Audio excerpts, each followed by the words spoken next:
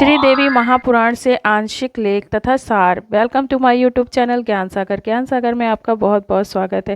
ज्ञान सागर को सब्सक्राइब करने के लिए ज्ञान सागर 602 पे सब्सक्राइब करें।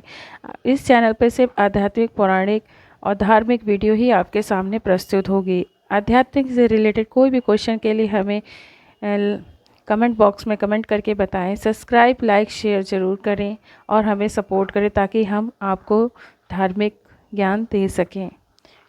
तीसरा स्कंद। राजा परीक्षित ने श्री व्यास जी से ब्रह्मांड की रचना के विषय में पूछा। श्री व्यास जी ने कहा कि राजन, मैंने यही प्रश्न श्री वर नारद जी से पूछा था। वह वर्णन आपसे बताता हूँ। मैंने श्री नारद जी से पूछा था कि एक ब्रह्मांड के रचयिता कौन है। कोई तो श्री शंकर भगवान को इसका रचयिता मानते हैं, कुछ श्री विष्णु जी को तथा कुछ ब्रह्मा जी को तो तथा बहुत से आचार्य भवानी को सर्व मनोरथ पूर्ण करने वाली बताते हैं। वे आदि माया महाशक्ति है तथा परम पुरुष के साथ रहकर कार्य संपादन करने वाली प्रकृति है। ब्रह्मा के साथ उनका अभेद संबंध है।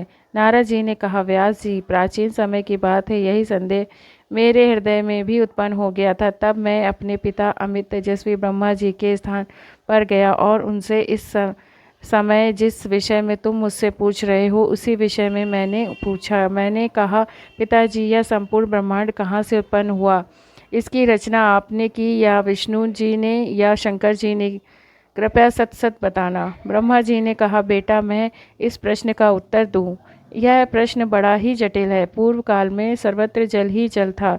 तब कमल से मेरी उत्पत्ति हुई। मैं कमल की कर्णिका पर बैठकर विचार करने लगा, इस अगाध जल में मैं कैसे उत्पन्न हो गया? कौन मेरा रक्षक है? कमल का डंठल पकड़कर जल में उतरा। वहाँ मुझे शेषशायी भगवान विष्णु का मुझे दर्शन हुआ। वे योगी निद्रा के वशीभूत होकर गाढ़ी नींद में सोए थे। इतने में भगवती योगा निद्रा याद आ गई। मैंने इनका स्वतत किया। तब वे कल्याणमयी भगवती श्री विष्णु के विग्रह से निकलकर उचित रूप में धारण करके आकाश में विराजमान हो गई। दिव्य आभूषण उनकी छवि बढ़ा रहे थे। तब योगी निद्रा भगवान विष्णु के शरीर से अलग होकर आकाश में विराजने लगी। तब तुरंत ही श्री हरि उठ बैठे। अब मैं भगवान विष्णु दो थे, वही रुद्र भी प्रकट हो गए। हम तीनों की देवी ने कहा, ब्रह्मा, विष्णु और महेश, तुम भाली भरी बाती सावधान होकर अपने अपने कार्य समांग हो जाओ। सृष्टि, स्थिति और संहार से यह तुम्हारे कार्य। इतने में एक सुंदर विमान आकाश से उतर आया। तब उन देवी में हमें आज्ञा दी, देवताओं को निर्भीक होकर इच्छापूर्वक इस विमान में प्रवेश हो जाओ। ब्रह्मा, विष्णु और रुद्र, आज मैं तुम्हें एक अद्भुत दृश्य दिखाती हूँ। हम तीनों देवताओं को उस पर बैठ देखकर देवी ने अपने सामर्थ्य से विमान को आकाश में उड़ा दिया। इतने में हमारा विमान तेजी से चल पड़ा और वह दिव्य धाम ब्रह्मलोक में जा पहुंचा। वहां एक दूसरे ब्रह्म विराजमान थे। उन्हें देखकर भगवान शंकर और विष्णु को बड़ा आश्चर्य हुआ। भगवान शंकर और विष्णु ने मुझसे पूछा, चतुरानन, ये अविनाशी ब्रह्मा कौन है? मैंने उत्तर दिया, मुझे कुछ पता नहीं। सृष्टि के अधिष्ठाता ये कौन है? भगवान, मैं कौन हूँ और हमारा उद्देश्य क्या है? इस उलझन में मेरा मन चक्कर काट रहा है। इतने में मन के समान त्रिविगामी वह विमान तुरंत वहाँ से चल पड़ा और कैलाश के शिखर पर जा पहुँचा। वहाँ विमान के पहुँचते ही एक भव्य भवन से त्रिधारी भगवान शंकर निकले। वे नंदी वृक्ष पर बैठे थे। क्षण भर के बाद ही वह विमान उस शिखर से भी पावन के समान तेज चाल से उड़ा और वैकुंठ लोक में पहुँच गया, जहाँ भगवती लक्ष्मी का निवास। बेटा नारद, वहाँ मैंने जो सम्मति देखी उसकी वर्णन करना मेरे लिए असंभव है। उस उत्तम पुरी देखकर विष्णु को मन आश्चर्य से समुद्र में गोता खाने लगा। वहाँ कमल लोचन श्री हरि विराजमान थे। 4 भुजाएं थी। इतने में ही पवन से बातें करता हुआ वह विमान तुरंत उड़ गया। आगे अमृत के समान मीठे जल वाला समुद्र मिला। वहीं एक मनोहर द्वीप था। उसी द्वीप में एक मंगलमय मनोहर पलंग बिछा था। उस उत्तम पलंग पर एक दिव्य रमणी बैठी थी। हम आपस में कहने लगे, यह सुंदरी कौन है? इसका क्या नाम है? हम इसके विषय में बिल्कुल अनभिज्ञ हैं। नारद जो यह संदेहग्रस्त होकर हम लोग वहाँ रुके थे रहे, तब भगवान विष्णु ने उन चारु साहिनी भागवती को देखकर विवेक पूर्वक निश्चय कर लिया कि वे भगवती जगदम्बा है। तब उन्होंने कहा कि भगवती हम सभी की आदि कारण महाविद्या और महामाया इनके नाम हैं। ये पूर्ण प्रकृति है, ये विश्वश्रीय वेद गर्भा एवं शिवा कहलाती है। ये वे दिव्यांगा है जिनके प्रलयवन मुझे दर्शन हुए हैं। उसे समय में बालक रूप में मुझे पालक के झुलाया वृत पत्राकार शृंग बिछी थी, उस पर लेटकर अंगूठे को अपने कमल जैसे मुख में लेकर चूस रहा था, खेल रहा था। ये देवी गाकर मुझे सुन थी। ये देवी कोई संदेह की बात नहीं। इन्हें देखकर मुझे पहले की बात याद आ गई। ये हम सबकी जननी है। श्री विष्णु ने समय अनुसार उन भगवती भुवनेश्वरी की स्तुति आरंभ कर दी। भगवान विष्णु बोले, प्रकृति देवी को नमस्कार है, भगवती विद्यात्री को निरंतर नमस्कार है। तुम शुद्ध रूपा हो, या सारा संसार तुम ही उद्देशित हो रहा है। ब्रह्मा और शंकर हम सभी तुम्हारी कृपा से ही विद्यमान है। हमारा आविर्भाव और तिरोभाव तुम्हारा है। तुम केवल नित्य हो, जगत जननी प्रकृति एवं सनातनी देवी हो। भगवान शंकर बोले, हे देवी, यदि महाभाग विष्णु तुम्ही से प्रकट हुए हैं तो उनके बाद उत्पन्न होने वाला ब्रह्मा भी तुम्हारे बालक हुए। फिर मैं तमोगुणी लीला करने वाला शंकर क्या तुम्हारी संतान नहीं हुआ? अर्थात मुझे भी उत्पन्न करने वाली तुम ही हो। इस संसार की सृष्टि स्थिति और इन संसार के तुम्हें गुण सदा समर्थ है। उन्हीं तीनों गुणों उत्पन्न हुआ हम ब्रह्मा विष्णु और शंकर नियमानुसार तत्पर रहते हैं। ब्रह्मा और शिव विमान पर चढ़कर जा रहे थे। हमें रास्ते में नए नए जगत दिखाई पड़े। भवानी भला कहिए तो उनके शीश ने बनाया है। भगवान शंकर बोले, हे मात, यदि हमारे ऊपर आप दया युक्त हो तो मुझे तमोगुण क्यों बनाया? कमल से उत्पन्न ब्रह्मा ने रजोगुण किस लिए बनाया तथा विष्णु को सतगुण क्यों बनाया? अर्थात जीवों के जन्म मृत्यु रूपी दृष्टिकोण में क्यों लगाया? हिंदी अपने प्रति पुरुष अर्थात काल भगवान के साथ सदा भोग विलास करती रहती हो। आपकी गति कोई नहीं जानता। ब्रह्मा जी कहते हैं, मैं भी महामाया जगदम्बी के चरणों पर गिर पड़ा और मैंने उनसे माता वेद कहते हैं एक में वेद वादित्य ब्रह्मा है, तो क्या वह आत्म स्वरूपा तुम ही हो अथवा वह और को पुरुष है? देवी ने कहा, मैं और ब्रह्मा एक ही हैं। मुझमें और एक ब्रह्मा में कभी किंचित मात्रा भी भेद नहीं। गौरी, ब्रह्मणी, रौद्री, वराणी, वैष्णवी, शिवा, रावणी, कौबेरी, नरसिंहा और वासवी सभी मेरे रूप है। ब्रह्मा जी, शक्ति को तुम अपनी स्त्री बनाओ। माँ सरस्वती नाम से विख्यात सुंदरी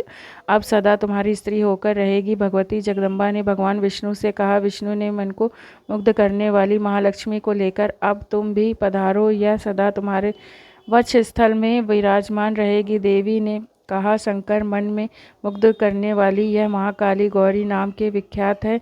तुम इसे पत्नी रूप में स्वीकार करो। अब मेरा कार्य सिद्ध करने के लिए विमान पर बैठकर तुम लोग शीघ्र पधारो।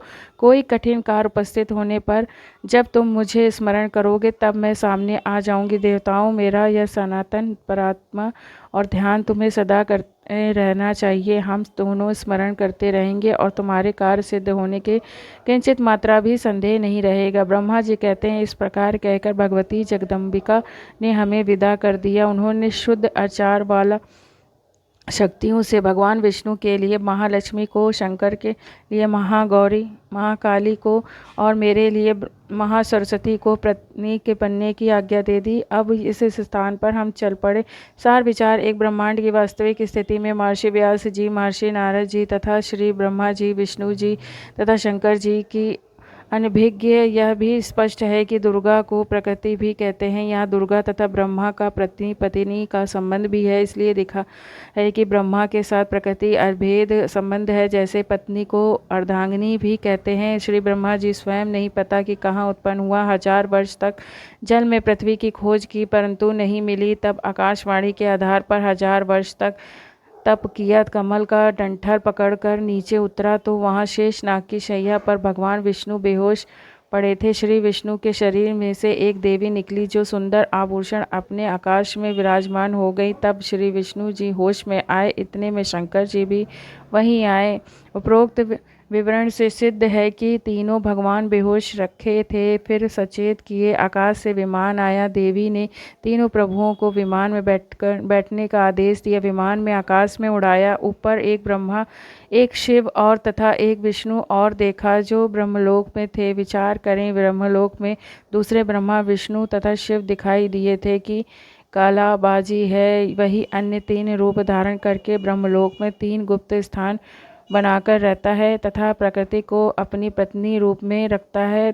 जब ये दोनों रजोगुण प्रधान क्षेत्र में होते हैं तब यह महाब्रह्मा तथा दुर्गा महासावित्री कहलाते हैं। दोनों संयोग से जो पुत्र रजोगुण प्रधान क्षेत्र में उत्पन्न हुआ वह रजोगुण प्रधान होता है, उसका नाम ब्रह्मा रख देते हैं तथा जवान होने पर अचेत करने का परवरिश करते रहते हैं। फिर कमल के फूल पर रखकर सचेत कर देते हैं, फिर सचेत कर देते हैं। इसी प्रकार जब दोनों तमोगुण प्रधान क्षेत्र में रहते हैं तब शिवा अर्थात दुर्ग महाशिव अर्थात सदाशिव के पति पत्नी व्यवहार से जो पुत्र क्षेत्र में उत्पन्न होता है वह तमोगुण प्रधान होता है, उसका नाम शिव रख देते हैं। इस भी जवान होने तक अचेत रहते हैं, फिर जवान होने पर सचेत करते हैं। फिर तीनों इकट्ठा करने के बाद विमान बैठ ऊपर लोकों में दृश्य दिखाते हैं। सर्वथा नाम बैठकर गुणा प्रधान क्षेत्र समझने के लिए उदाहरण है कि किसी मकान में 3 कमरे हैं। एक कमरे में देशभक्त शहीदों के चित्र लगे हैं। जब व्यक्ति एक कमरे में जाता है तो उसके विचार में देशभक्तों जैसा हो जाता है। दूसरे कमरे में साधु संतों ऋषियों आदि के चित्र लगे रहते हैं। उस कमरे में प्रवेश करते ही शांत और प्रभु भक्ति की तरफ लग जाता है। तीसरे कमरे में अश्लील अनंग स्त्री पुरुषों के चित्र लगे होते हैं तो मन स्वतः बकवास घर करने लगती है। इसी प्रकार ऊपर ब्रह्मलोक में काली रूपी ब्रह्मा ने 3 स्थान एक एक गुण प्रधान बनाए हैं। तीनों प्रभु अपने गुणों का प्रभाव कैसे डालते हैं, उदाहरण जैसे रसोई में मिर्चा और छौंक सब्जी से लगता है। मिर्च के गुण से सभी कमरों में व्यक्तियों के छींके आने की जैसा साकार वस्तु मिर्चा और रसोई थी, परंतु उसकी निरंकार शक्ति अर्थात गुण दूर बैठे व्यक्तियों को भी प्रभावित कर दिया। ठीक इसी प्रकार तीनों प्रभु अपने अपने लोक में रहते हुए 3 लोक में प्राणियों को प्रभावित रखते हैं। जैसे मोबाइल फ़ोन की रेंज के फ़ोन कार्य करता है, उसी प्रकार अदृश्य शक्ति रूपी गुणों से तीनों देवताएं अपने पिता काल की सृष्टि उसके आहार के लिए चला रहे हैं। दुर्गा का अपना अलग लोक भी है जिसमें यह अपने वास्तविक रूप में दर्शन देती हैं। फिर इनका विमान दुर्गा के द्वीप में पहुंचा अर्थात काली रूपी ब्रह्मा ने विष्णु जी को बचपन की याद प्रदान कर दी। तब विष्णु जी ने बताया कि यह दुर्गा अपनी तीनों की माता है। मैं बालक रूप में मारने के लेटा था, मुझे लोरी झुला रही थी। तब श्री विष्णु ने कहा कि दुर्गा हमारी माता है। मैं ब्रह्मा शंकर जी को जन्म हमारा जो अविभार जन्म था तिरवोभार अर्थात मृत्यु होती है। हम अविनाशी नहीं हैं, आप प्रकृति देवी। यह बात श्री शंकर जी भी स्वीकार की तथा कहा कि तमोगुणी लीला करने वाला शंकर भी अपना ही पुत्र है। श्री विष्णु जी तथा श्री ब्रह्मा जी ने आपसे ही उत्पन्न हुए हैं। फिर इन तीनों देवताओं की शादी दुर्गा ने की। प्रकृति देवी अपनी शब्द शक्ति के अपने ही अन्य 3 रूप धारण किए। श्री ब्रह्मा जी की शादी सर्वत्री, विष्णु जी की शादी लक्ष्मी और शंकर जी की शादी पार्वती जी से की। अलग अलग द्वीप में भेज दिया। ज्योति निरंजन ने अपने श्वासों द्वारा समुद्र में 4 वेद छुपा दिए। फिर प्रथम सागर प्रथम के समय ऊपर प्रकट कर दिए। आदेश से दुर्गा ने 4 वेद श्री ब्रह्मा जी को दिए। ब्रह्मा ने दुर्गा से पूछा कि वेदों में जो ब्रह्मा कहा है वे आप ही हो या कोई अन्य पुरुष है। दुर्गा ने काल के डर वास्तविकता छुपाने की चेष्टा करते हुए कहा कि मैं तथा ब्रह्मा एक ही हैं, कोई भेद नहीं। फिर भी वास्तविकता नहीं छुपी। दुर्गा ने फिर कहा कि तुम तीनों मेरा तथा ब्रह्मा का सदा स्मरण करते रहना। हम दोनों का स्मरण करते रहते, यदि कोई कठिन कार्य होगा तो मैं तुरंत सामने आ जाऊंगी। विशेष क्योंकि काल ने दुर्गा से कह रखा है कि मेरा भेद किसी को नहीं कहना।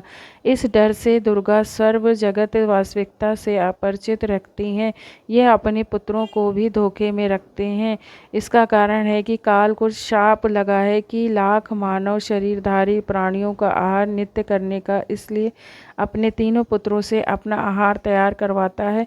श्री ब्रह्मा जी के रजत गुण से प्रभावित करने वाले सर्व प्राणियों से संतान उत्पत्ति करवाता है। श्री विष्णु जी के सतोगुण से एक दूसरे के मोह उत्पन्न करके स्थिति अर्थात काल जाल की रोक के रखता है तथा श्री शंकर जी के तमोगुण से संहार कर अपना आहार तैयार करवाता है। फिर तीनों प्रभुओं को भी मार कर खाता है तथा नए पुष्प कर्मी प्राणियों में से 3 पुत्र उत्पन्न करके अपना कार्य जारी रखता है तथा पूर्व वाले तीनों ब्रह्मा विष्णु तथा शिव 84 लाख योनियों तथा स्वर्ग नरक में कर्म आधार से चक्र लगाते रहते हैं। यही प्राण शिव महापुराण रुद्र